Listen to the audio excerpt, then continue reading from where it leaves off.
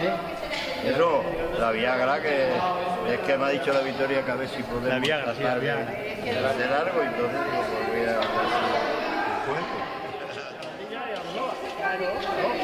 Que la terminación es aquí.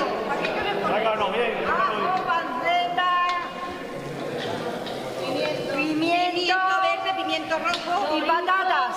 Vale, pero ahora mismo lo que estás haciendo es simplemente el agua pimentón con toda la grasa, con toda la salsa de todo lo que hemos frito. Ah, sí, pues no la puedo. La Antena 3, ¿no? Ahora mismo aquí. Ya no hay más. Un momento, por favor. Si hay detrás de Marce, Yo voy a que no.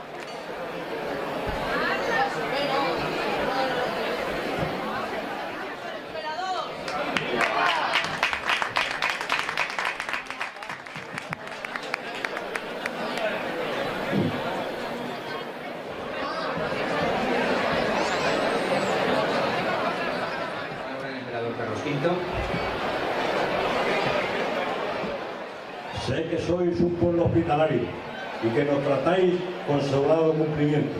Junto a vosotros hemos de pasar los últimos días.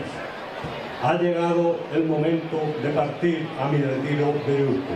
Hasta pronto, Villa de Cuacos. ¡Viva el emperador!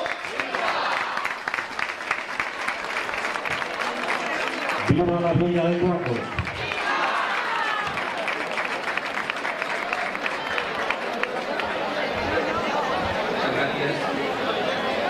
A continuación, con motivo de este 25 aniversario de la ruta del emperador Carlos V, se va a hacer entrega de un medallón conmemorativo de este 25 aniversario a todas las autoridades presentes en este acto institucional, y va a hacer entrega de estas medallas el propio emperador Carlos V.